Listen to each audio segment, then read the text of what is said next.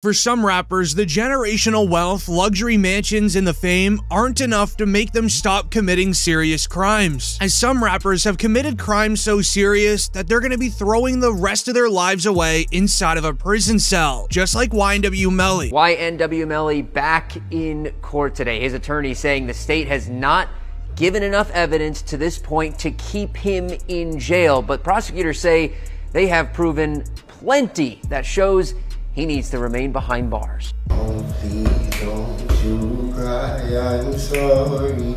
I just hope sometime I'll be home soon. The newest update shared in YNW Melly's latest court hearing may have sealed the deal on his life, as YNW Melly's bond request was denied due to new evidence being brought into the upcoming retrial. This evidence provides a motive for YNW Melly targeting YNW Sakchaser and Juvie. This was very hard for the prosecutors to prove during the original YNW Melly trial, but now it seems like they have it, as YNW Melly was very close friends with King Von, leading to his arrest. Recently, a rogue O-Block member would share a secret that YNW Melly told King Von, as Melly would ask King Von for advice on how to handle a situation with his two best friends, YNW Sakchaser and YNW Juvie. Did Von really tell you that Melly told him that he his two friends?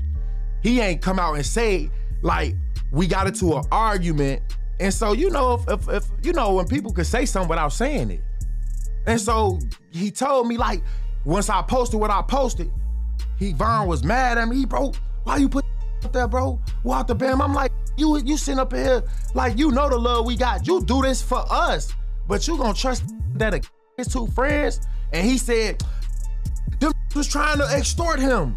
And so I'm like, if they was trying to extort him, then why are you still around them? Involving Sakchaser and Juvie going after Melly for financial gain. Now, if you know anything about King Von's past and how he would handle situations, you can likely guess how Von would have told YNW Melly to handle it, which is what J Hood is hinting at. Now, this was the missing piece of evidence the prosecutors were missing during the original Melly trial, which was an overall motive to commit the crime. Now, it's important to know that the Florida Police Department originally arrested Melly and Bortlen on February 13th, 2019. Now, Melly was granted a mistrial in his case on July 22nd, 2023. However, he's remained in jail since 2019. Meanwhile, YNW Bortlen was released on a bond for multiple years. The police, ever since day one of the crime, only wanted YNW Melly. This even dates back to the week of the crime in 2019, where YNW Bortlen was interrogated by police, where he would literally hint towards him being the innocent one throughout the interview. And I'm driving,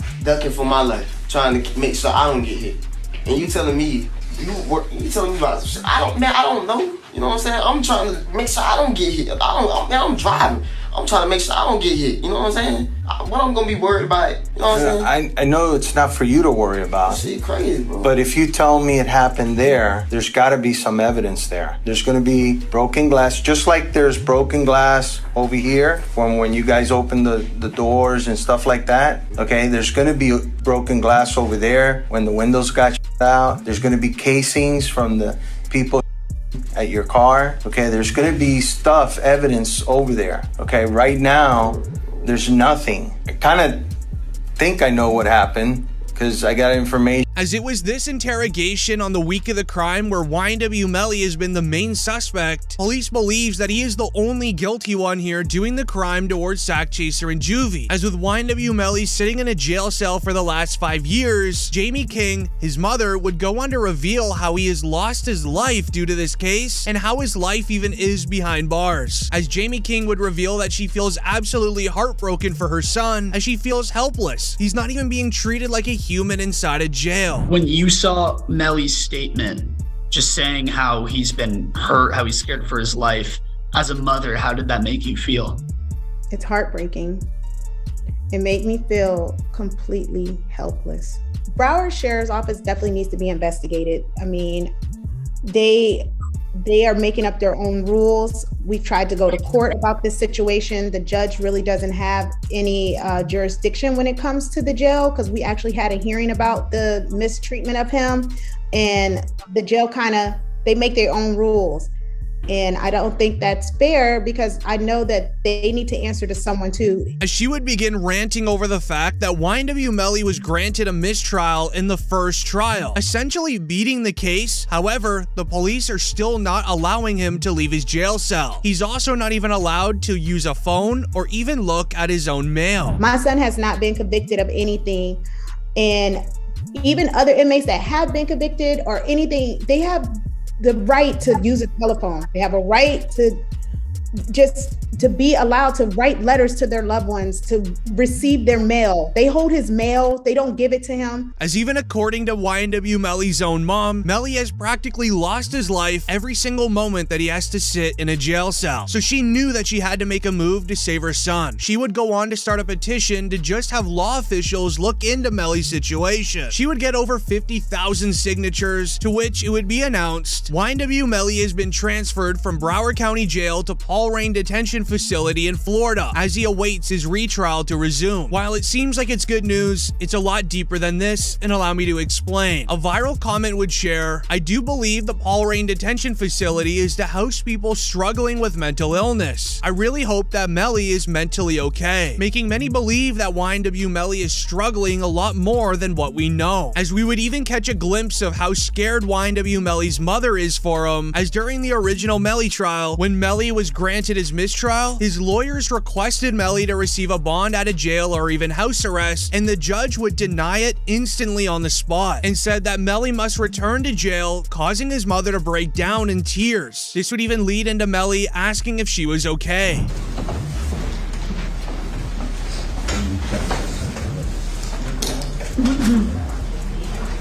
Sorry.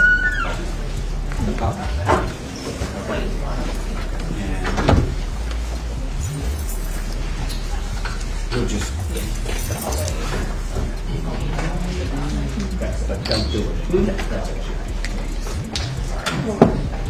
When receiving a mistrial and being denied a bond or even house arrest, it's very obvious that the feds want you. They just need prosecutors to do a better job of proving that you're guilty to a new jury list, as this would get the attention of rappers in the industry. Rap OG Boosie would speak on the stress that Jamie King's been going through due to her son's situation. Okay, so then I met his mama while he was in. Oh, okay. I met his mom while he was in, and she real, bro. You know, she real. You stressed out. I heard she had a.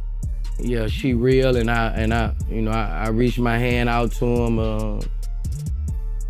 cause I'm real.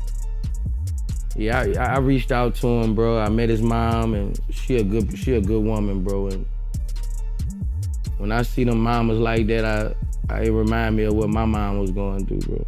As only 3 weeks later, YNW Melly's upcoming retrial would be officially announced. It would be reported YNW Melly's Double M retrial is now set for September 2025, meaning the trial doesn't begin for an entire year, as his mother would then give an update outside of the courthouse. Free Melly till he's free. He's coming home, guys. Just patience. So we did have court today, him and Bort. They both had court. And so basically, the judge put a new trial date in for September 10th of 2025. Please make it make sense. I don't know. I don't know. At this point, they need to just dismiss the case. So, and yeah, he still doesn't have phone calls. Still no visitation. He's still in the new facility all alone by himself, no contact. He's not allowed to have contact with any other inmates. They move him around with several guards. It's like something you never. Which then leads into the worst news of it all. The trial doesn't begin for another year because YNW Melly and Bortland were just hit with new charges. The state filing 6 new charges against Demmons and 2 others who were allegedly involved. The charges include tampering with a witness, directing the activities of a criminal, solicitation or conspiracy to commit tampering, and unlawful use of a two-way communication device. Now, a couple of those charges actually carry a life in prison sentence if there's a conviction. YNW Melly, his real name is Jamel Demons. He's actually in plain clothes in the courtroom for the first time in months, again, as this judge really starts the long process of seating a new juror. As these new charges were connected to YNW Bortland's massive mistake, Juvie's father would go on to expose how Melly and Bortland were witness tampering, and even what code words they were using to make Melly's ex-girlfriend not testify against him in the original trial. Both Melly, Jamel Demons, YNW Melly, and Cortland Henry, who is known as YNW Bortland, are now charged with witness tampering. It sounds like the prosecutors are saying there was this kind of crazy way that Melly was communicating. He wasn't allowed to use the phone, but he was passing notes to people, and then this person's calling this person and then that person. Saying like to me, they going through extreme measures to try to cover up or convince people not to testify, like Mariah mom.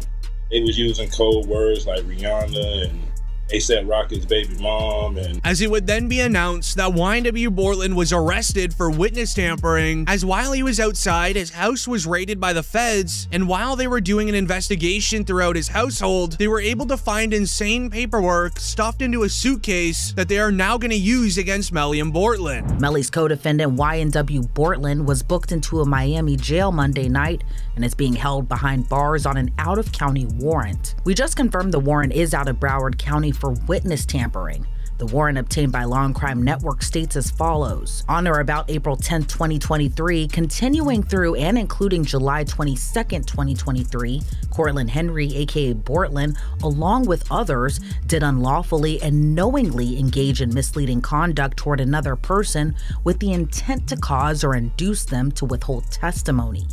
The warrant continues the alleged witness had been summoned by the legal process to the jury trial of Jamel Demons, aka YNW Melly. The dates in the warrant are important. Jury selection for Melly started in mid-April, and a judge declared a mistrial on July 22nd, the same day the warrant claims Bortland allegedly tampered with the witness. As it would then be announced, here are the images of alleged notes discovered during the home raid of YNW Bortland's home last week, alongside these photos here of YNW Bortland detailing on a piece of paper where certain jurors were sitting, along with a description of what they looked like during the original YNW Melly trial. To understand how serious and illegal this is, here's DJ Academics' reaction. To keep it real, this is sloppy.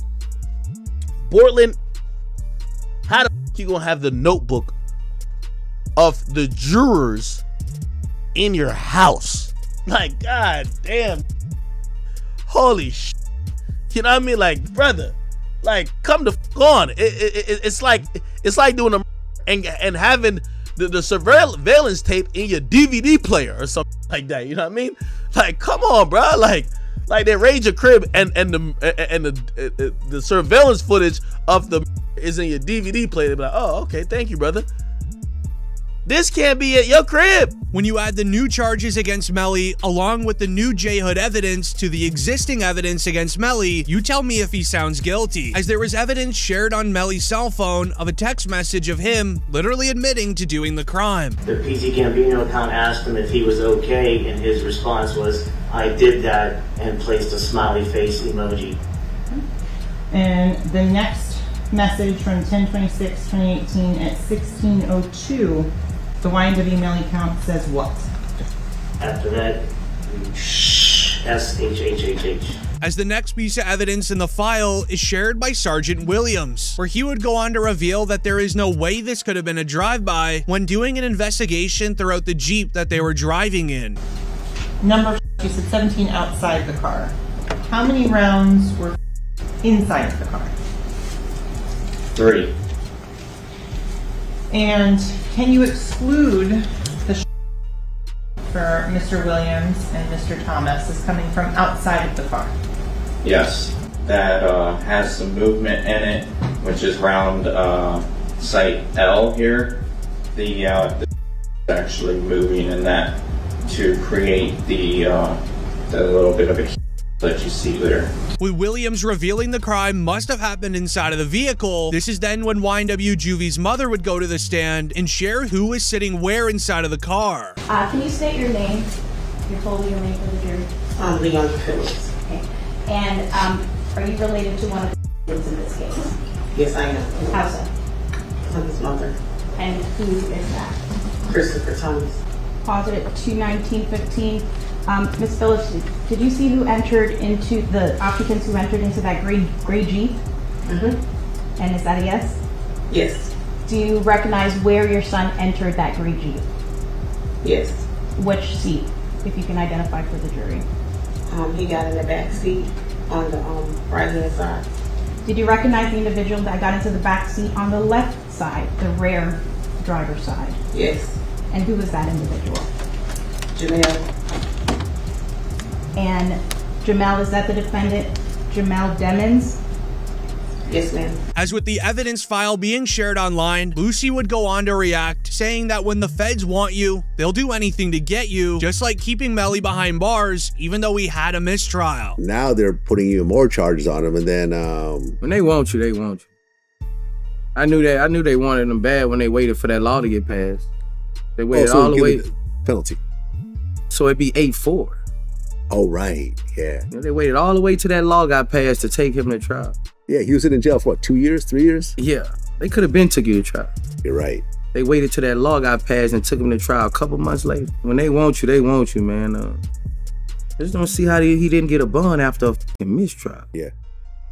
That made me like, God damn. Yeah. Like, after a mistrial, that doesn't happen. As Pooh Shiesty is also thrown his life away. Thankfully, it won't be forever, as the crimes that he committed even landed on the news. The barrage of sending 2 people to the hospital, and it lands a rapper in jail. 7 Sheldon Fox with the exclusive. Police and prosecutors say Pooh Shiesty was part of the group that ended up in this parking lot that October afternoon, where the flew, and it happened right across the street from the police department and town hall here in Bay Harbor Islands, and days before an arrest. Memphis rapper Pooh Shiesty was one of the fastest growing rappers until he threw his life away by committing an armed robbery inside of a green McLaren. Then 3 hours later, self-snitched by flexing the same green McLaren on social media, leading up to his official arrest. Rappers then began hating on Pooh Shiesty for allegedly snitching, as when he was arrested, he created a proffer deal with the feds. However, many rappers looked at it as snitching. This is when his best friend Big 30 even had to defend Shiesty on IG Live. My mama, if you see some paperwork, my mama, I do whatever y'all tell me to do. Cause my eyebrows, mustache, hair, I throw my chains in the river and jump in and if Shiesty snitch. Go on, take one to the. I ain't got no rat. With rappers calling him out for snitching, Shiesty would call them all out from his jail cell. But to understand the message he gave and when his release date could be, we first need to learn how Shiesty allegedly snitched, as well as the details about the crime that he committed. As the snitching allegations started to rise when DJ Academics would reveal that Pooh Shiesty hasn't been living that regular jail life, and instead, he has his own cell phone where he is allowed to play Fortnite Mobile in his jail cell. But still to Pooh Shiesty, who looked like he's absolutely chilling in jail. My boy got a little Richard Millie, you know what I mean? Got the haircut all right, you know what I mean? They be playing Fortnite Mobile in jail. Oh, he got the Timbs on. They look fresh as well. Yo, this so chilling in prison. He got 2 watches. Like, you know what I mean?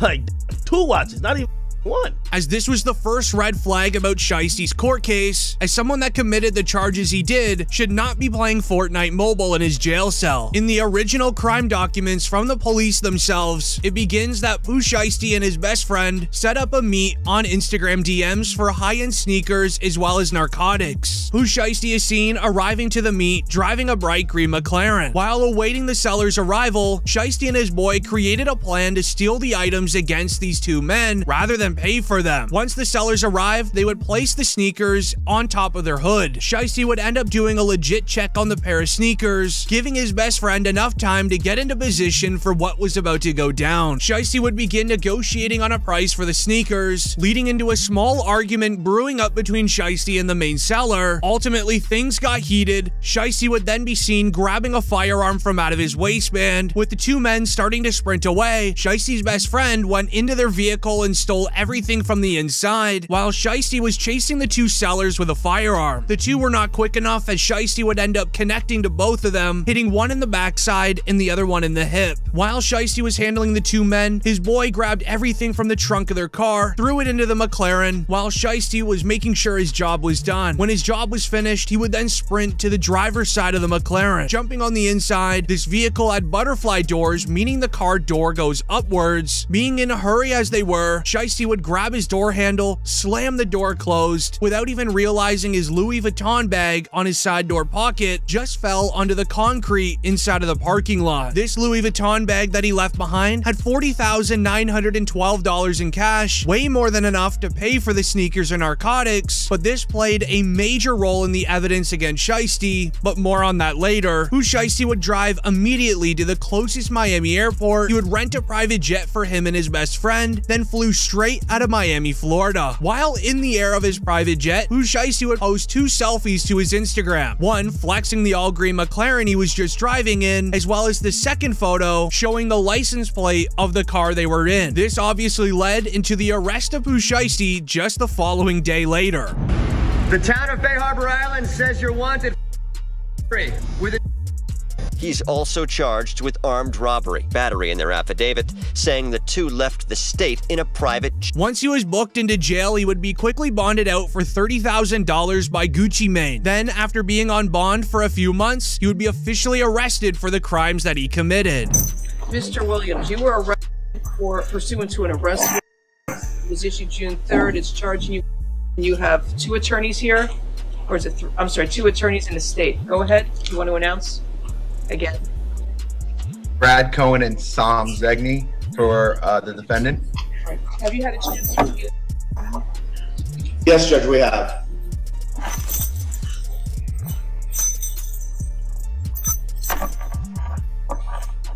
This is when DJ Academics would report, breaking, Shiesty sentenced to 63 months in prison. He was facing 8 years. 63 months for firearm charges, robbery, as well as connecting to somebody with a firearm is extremely low, and it is for one specific reason, as Shiesty created what's known as a proffer deal with the feds. What sounds like snitching is actually when the criminal proves additional detailed information to the feds relating to the offense for which immunity, or in this case, a lesser prison sentence, is granted. Now, Shiesty used a proffer deal to have his charges of 8 years inside of prison dropped for 63 months inside. As DJ Academics would reveal recently, Shiesty is almost near being released from prison. And I think he's coming home like next year, maybe the year after. However, it looked like he's, taking responsibility of whatever happened and doing his time, not crying, clearly trying to let people know he's straight.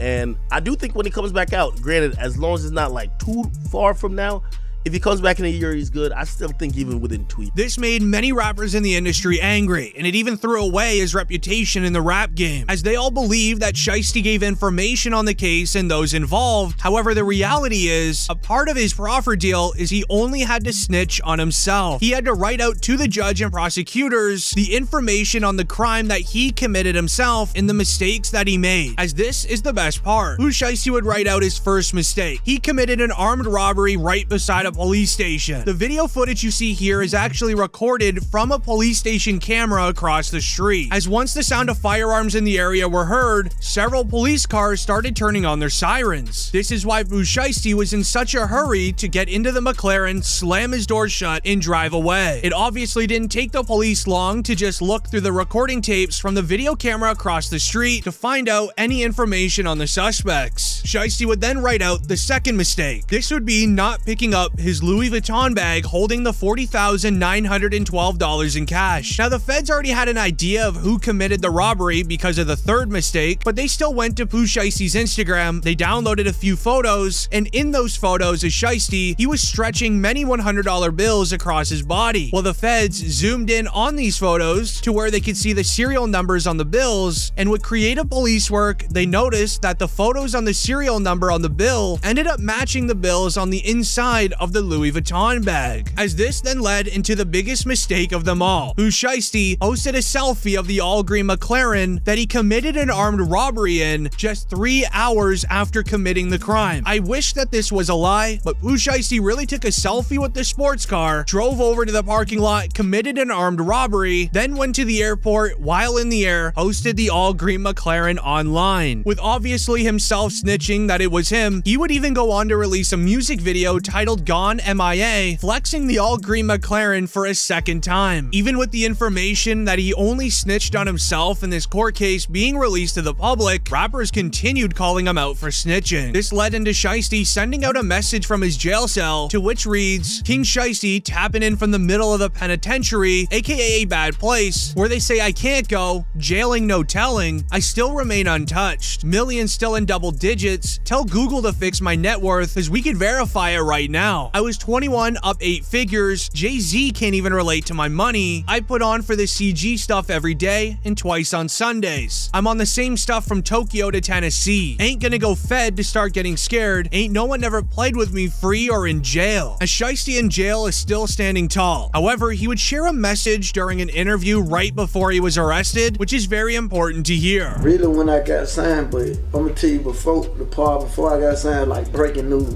The verse on breaking news made everybody go crazy, and folks started saying I'm their favorite rapper already, so I'm gonna stop. Right. You know what I'm saying? It just made me go harder. So the success kind of gave you the confidence to really keep it up? Yeah, they rock with me for sure. Man. It's in my first verse. However, the crimes committed by Young Thug will ruin his long music career, as currently in the YSL RICO trial, there is 18 charges against the YSL Kingpin. In May 2022, Young Thug alongside Gunna and several YSL members were raided by the feds and arrested for RICO. The indictment was the result of a lengthy investigation into Young Thug's alleged involvement in criminal activities through a gang known as YSL. Within 2 weeks, Young Thug's best friend Gunna snitched out of the case, giving up information on Young Thug. YSL is a music label, and you have personal knowledge that members or associates of YSL have committed crimes. Yes, ma'am.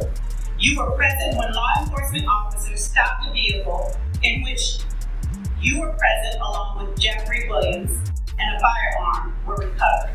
These items did not belong to you. Yes, ma'am. This left Young Thug reacting the following day inside a court, banging his head against the table, knowing that he's about to lose his freedom and or life. However, the true fear is what's happening in the YSL case currently. Lawyers noted that this is the most corrupt court case that they have ever witnessed. It was just announced this week, judges ruled on Young Thug's defense attorney Max for a fair trial. She is sending the entire prosecution team to Brady training, leading into a lawyer saying, another embarrassment for the YSL trial prosecutors today. But make sure before it shows up on a screen with a jury that whatever limits have been placed on this, you abide by them. I mean, I saw the slide from the opening that had something on it that had been specifically talked about and ruled that you had better not in any way put that before the jury, and lo and behold, it's up there on the screen. Not going to get back into it, but that should not happen again. If you know that comments aren't supposed to be on here, you need to make sure before you throw any slide up. And I'm not saying that this was how you were going to use it. I know you're just giving this to us right now, but just make sure everything is clean to the way that it is supposed to be, okay? In simple terms, the judge is sending the entire prosecution to go complete a small class course to remind them how to do their literal job. This isn't even a joke. The judge is sending all of the prosecutors to a classroom to remind them what they are and aren't allowed to do with evidence in a court setting. Now, this is where it is extremely corrupt. Usually this would end in a mistrial right here, but these prosecutors have literally no idea what they're doing. However, the judge refuses to allow the mistrial just so then Young Thug faces a prison sentence in the end. Young Thug's charges are a lot different than YNW Melly's. However, this is exactly what Boosie said about YNW Melly, that when the feds want you, they'll do anything to get you, just like stringing along a court trial where the prosecutors don't even know how to do their job. Now they're putting even more charges on him, and then when they want you, they want you. I knew they wanted them bad when they waited for that law to get passed. They waited all the way. Penalty. So it'd be 8-4. Oh, right. Yeah. You know, they waited all the way till that law got passed to take him to trial. Yeah, he was in jail for what, 2 years, 3 years? Yeah. They could have been took you to trial. You're right. They waited till that law got passed and took him to trial a couple months later. When they want you, man. Just don't see how he didn't get a bond after a fucking mistrial. Yeah. That made me like, God damn. Yeah.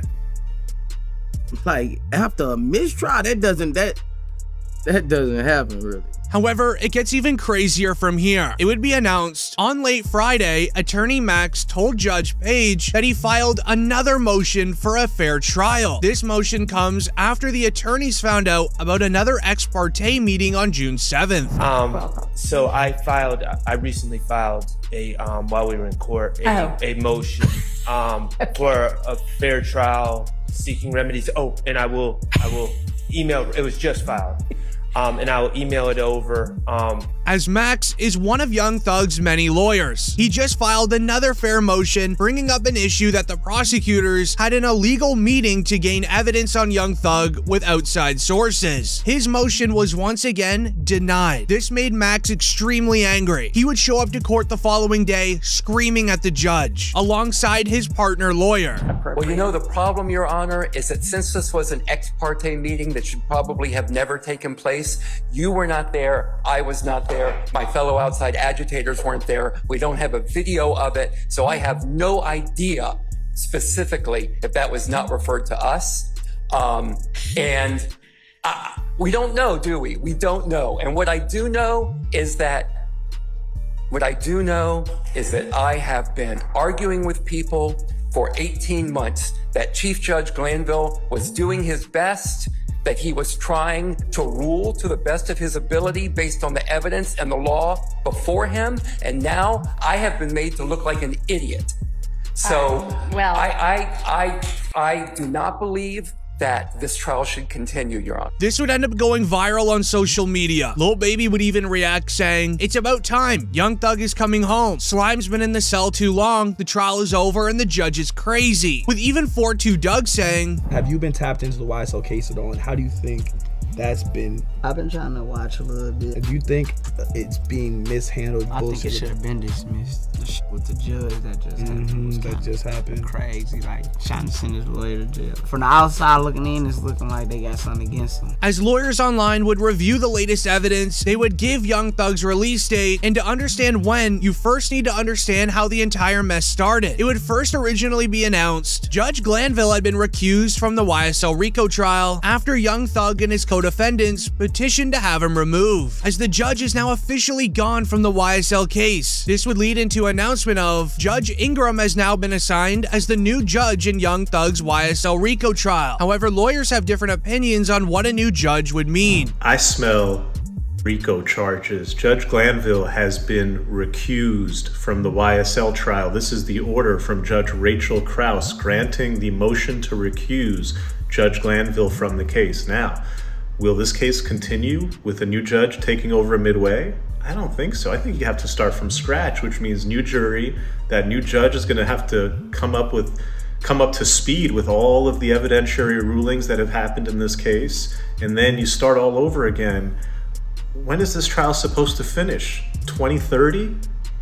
It's a damn shame, because this guy probably had a great long career. He was the chief judge in Fulton County. He's a military veteran. He's probably a very accomplished individual, but his legacy will be nothing more than He was extremely biased. He had it out for the defendants. As the famous rap lawyer believes, the charges will be dropped as there is an average of 61% of court cases ending in mistrial when needing to bring in a new judge. He believes the RICO charges against the 20 YSL members are now non-existent. Judge Glanville was at the top of the food chain in the court system. He even folded in the YSL RICO trial, making many lawyers believe that no judge will be up to the task for this case, as these judges would be correct. Judge Ingram only lasted 1 day inside of a court setting, where it would then be announced the new judge assigned to the YSL RICO trial recuses herself after only 2 days on the case, with only one of them being inside of the courtroom. Online sources claim after going through 2 judges in a court case, it typically ends in a mistrial 82% of the time, leading into the famous rap lawyer sharing what is next for Young Thug. What's next in the YSL case? We have a new judge. Judge Ingram has been assigned the case. You're going to see a couple of motions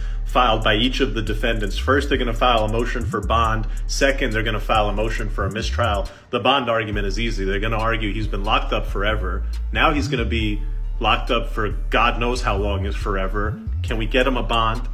The argument for a mistrial is going to be very interesting. They're going to go to Judge Ingram. They're going to say, Judge Ingram, you're going to have to pick up this case midway. You're going to have to make all these rulings going forward. But before you can do that, you got to read about everything that's happened. You got to read about the court transcript, every line from the longest trial in Georgia history. This is already the longest trial ever. Then you're going to have to read about all the motions, evidentiary objections, pre-trial rulings, in-trial rulings. It's going to take you God knows how long before the trial is ready to resume. And will the jury be ready to resume? They've already been out for weeks. Any normal court case, this would have been ended weeks ago. However, now, meet Judge Paige. Becoming the 3rd judge in the YSL RICO trial, her first day began with Young Thug's legal team sending in 20 motions for a mistrial and bond, and she would deny all 20 of them, making it very obvious that the feds want Young Thug and they will do anything to get him. Due to this, lawyers have predicted that Young Thug's lawyer is going to be yelling for a mistrial from higher-ups in the U.S. court system. Kodak Black's lawyer even said, the case and the judge is off the reservation. This should be an instant mistrial. I cannot believe the judge thinks taking a defense attorney into custody isn't a mistrial, as the original judge, Judge Glanville, thought that it was okay to have Young Thug's defense attorney, Brian Steele, arrested inside of the middle of the courtroom. Take Mr. Steele into custody, please.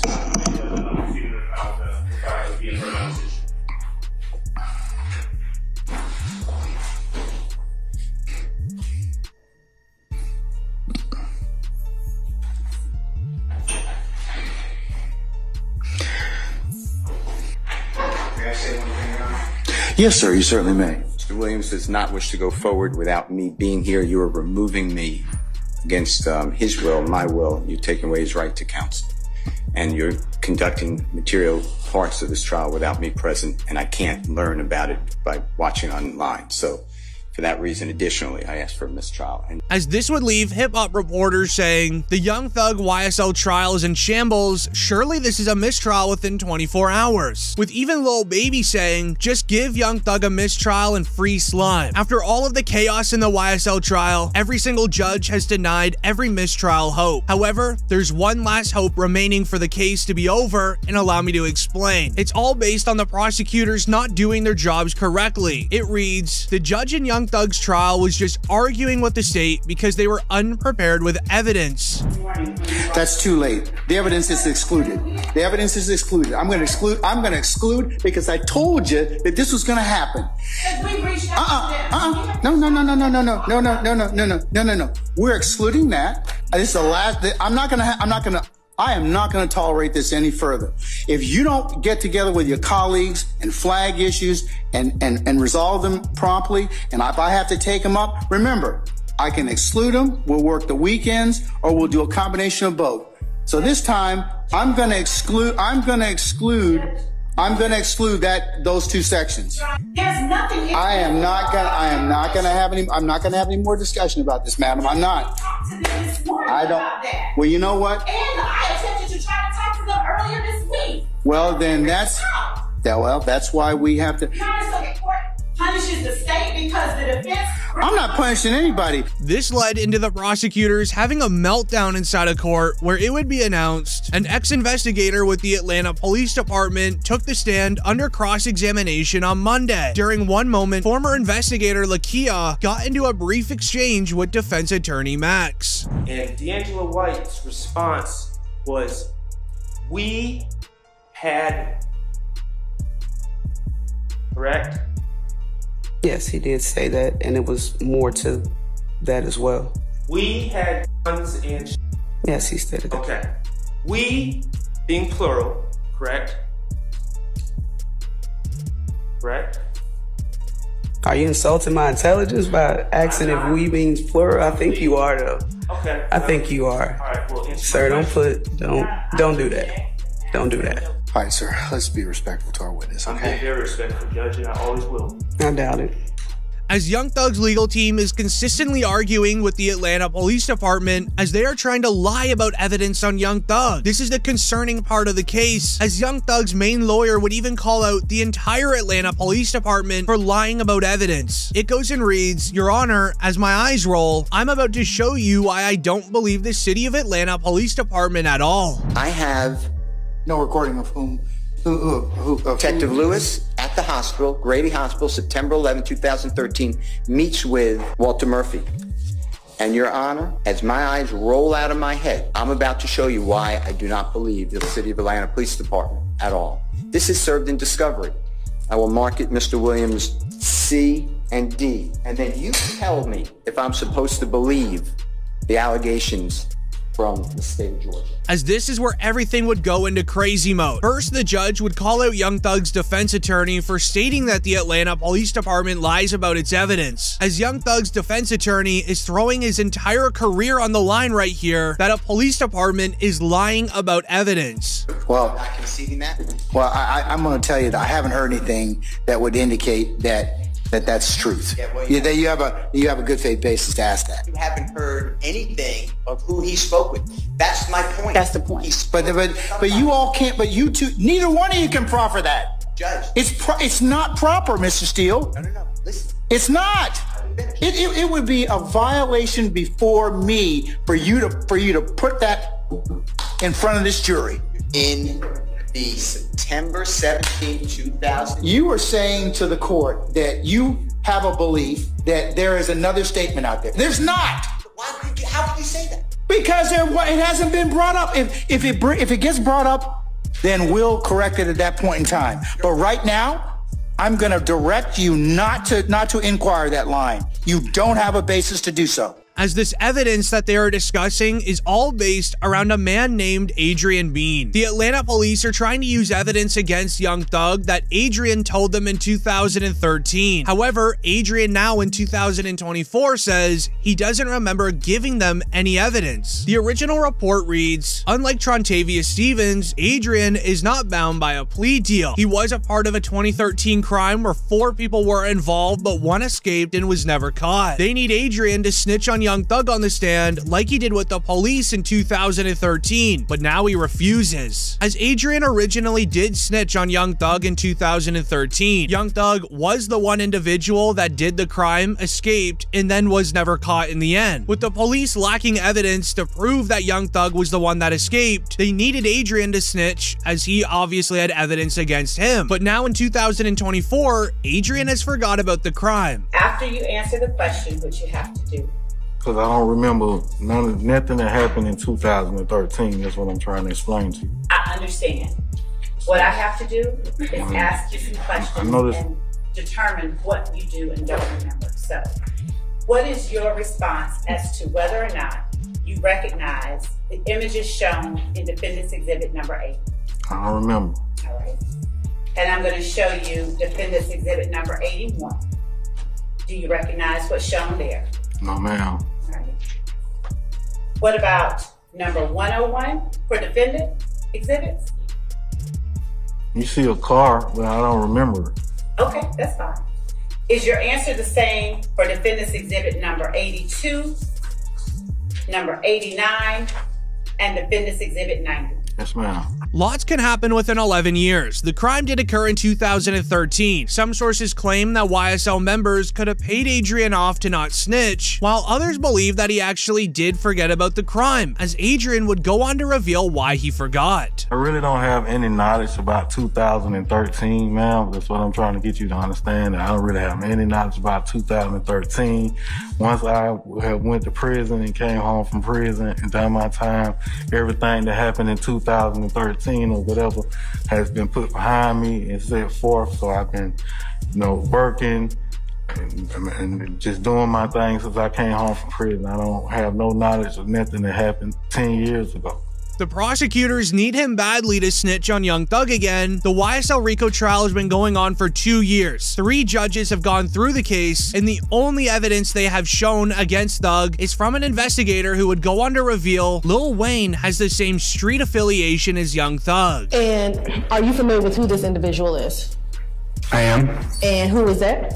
It's Dwayne Carter. Okay. And does he have another name that he goes by? He does. And what is that? Lil Wayne. And are you aware, through any of your non-trained experience, if Mr. Carter, Dwayne Carter, self-identifies as a member of? I believe that he does. Okay. Tell the jury, if you need to stand with the stick, and point to what those identifiers are within Defense Exhibit 31. There's a large MOB across his chest, often used particularly by West Coast, but is used across the country. He has 5 red 5-point stars across his chest. As the investigator is trying to prove to the jury that rappers have street affiliation, as the second evidence would be with YNW Melly. The two were featured in a Facebook post together where they claim to have street connection within their teams. Same thing, the use of the slap term, 5-point star, snake. He's saying he's YSL, he's hanging with Young Thug, and he puts up his YNW for life hashtag on it with the 5-point star as well. Mr. Demons has the big B hand signs displayed. Okay, and these individuals again, I'm assuming that's also Young Thug. That's also unknown. Yes. Also important to your investigation, correct? Yes. Also publicly available for anyone to see and capture. However, K-Flock threw away his life in a very serious way. K-Flock was arrested for taking the life of Oscar Hernandez on December 23rd, 2021, wearing the same $4,000 designer outfit that he was flexing on IG Live 5 hours before the crime. Fans knew instantly that it was K-Flock when the NYPD put out a wanted poster all over New York City. However, after sitting in jail for over 3 years, the same New York police would end up indicting K-Flock for a RICO charge, worrying his millions of fans and family, ultimately leading to K-Flock sharing this message from jail. I know what's going on, man. Flock, I know something you, man. Like, leave me to the guys, man. Hey, yo, like, I'll be back real soon. Shout out to my fans and my supporters, man. I love all y'all, man. For all of you out there, violence, man. For me, and do what y'all supposed to do, man. Get through life correctly, bro. Like, get money. As K-Flock would catch a lot of hate online about his legal issues, throwing away his early and promising music career, destroying his name, leading into his best friend having to calm down the storm while K-Flock was in jail. Okay, but so I saw some fans who were off at both me and Academics after K-Flock got locked up because, well, just because I guess, like, you know, in our tone when we talked about it, you know, it might have seemed like we were being a little too presumptuous.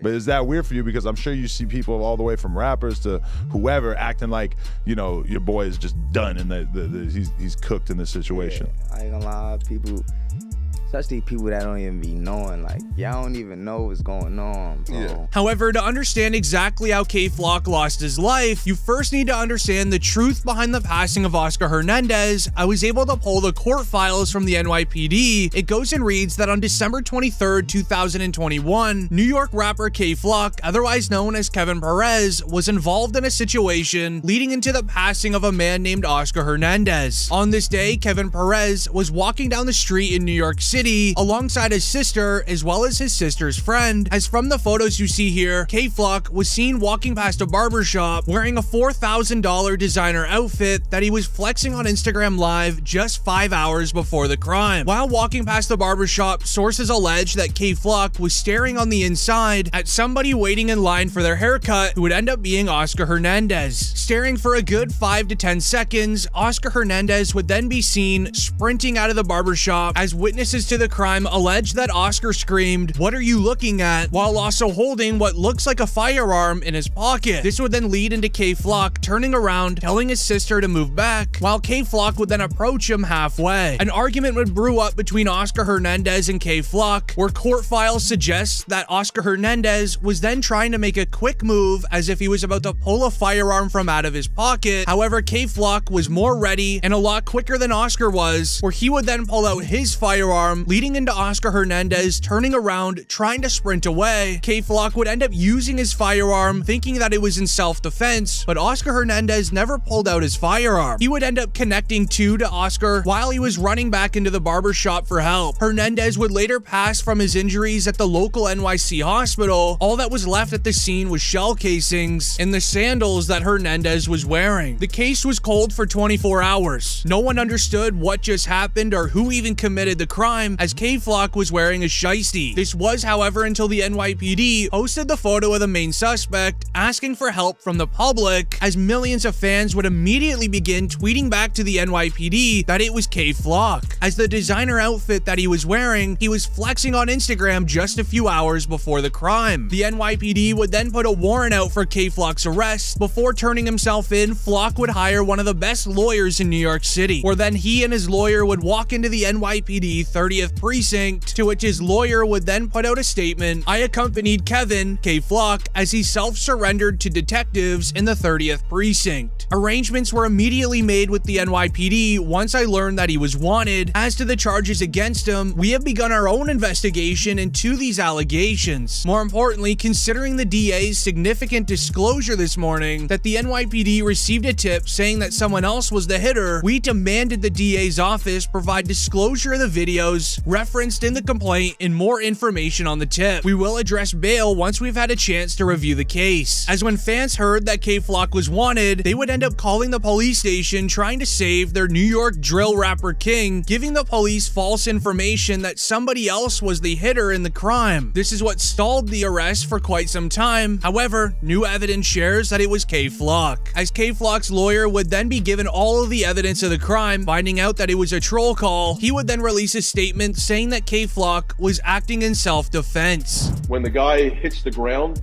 and is found, he's got a loaded that was in his pocket that his hand was on at the time. You know, we consider that to be self-defense. So he did take him in self-defense.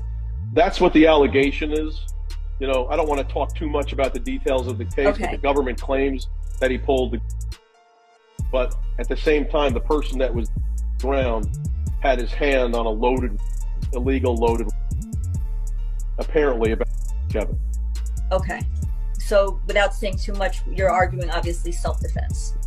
That's the crux. You know, that could be one of the arguments, self-defense. And I would say to the public, you know, somebody's walking up to you with a loaded, it's pretty clear is going to use it, with a criminal record a mile long. Do you want to get, or do you not want to?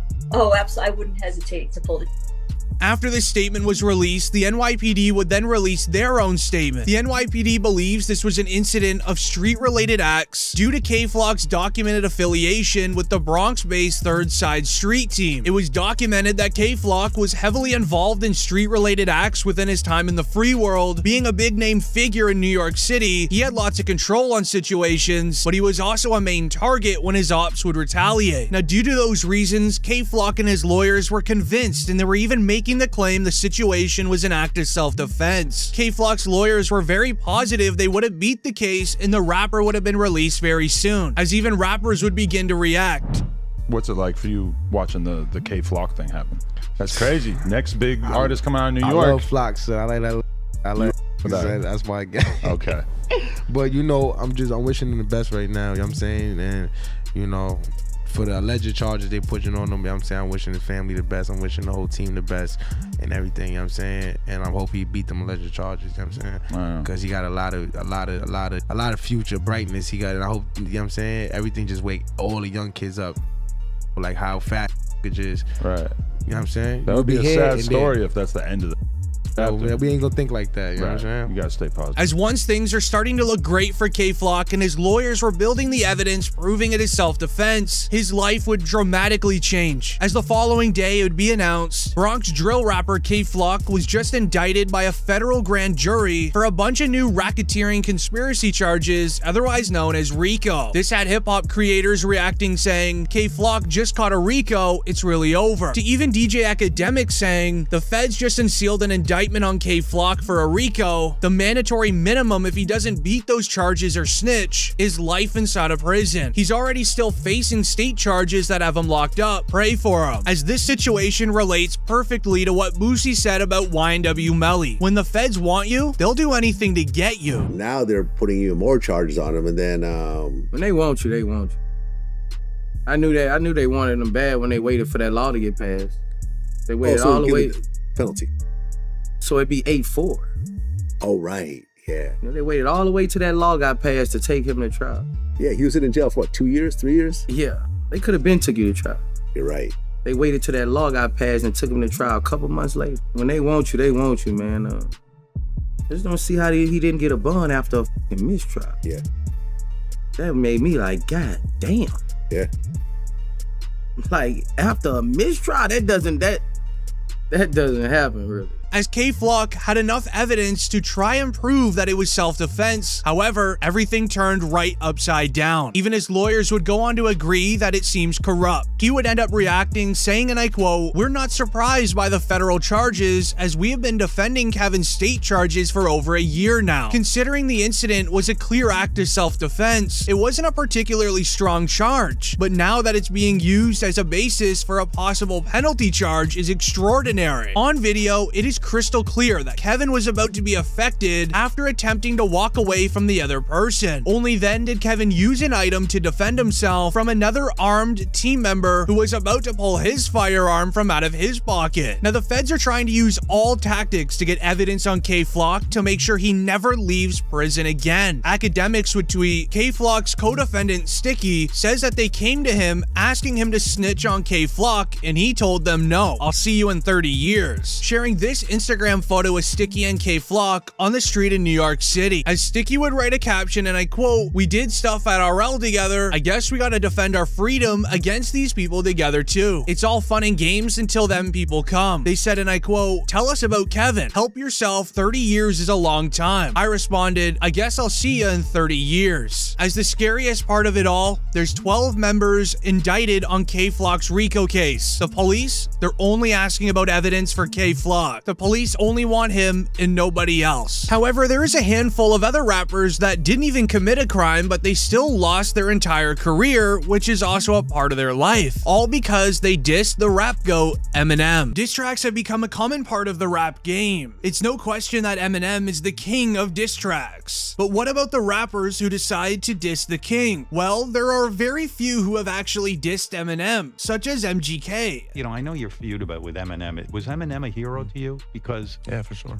The guy's a great rapper. Does it personally pain you that you have this feud with this guy? I don't feel any type of way about it. I mean, I'm like asleep in my tour bus. This guy drops an album with like 3 songs consecutively talking about me. What do you think I'm gonna do? Just, you know what I mean? Like roll over and go back to sleep?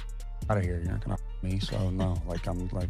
Now, Eminem and MGK have had a beef for many years now, with many different diss tracks on each other, but what stood out specifically was the diss tracks that Eminem dropped on MGK in 2018 alongside his surprise album, known as Kamikaze. Now, if you didn't know, this whole album was released to basically get back at all of the haters of Eminem, one of those being MGK, who M has been beefing with for many years now. Now, there's nobody Eminem loves more than his daughter, so when MGK decided to mention Haley in a tweet calling her attractive, Eminem would not take this lightly. It said to this day, MGK still faces backlash from his tweet that he made. So Eminem decided to release the track titled Not Alike. where he called out MGK for tweeting about his daughter, stating that he is no threat when it comes to the rap game. MGK tried to retaliate back with the diss on Eminem titled Rap Devil, which was absolutely blown away with Eminem's response titled K-Shot. Eminem's diss was so harsh to the point that MGK had nothing to say even in a response.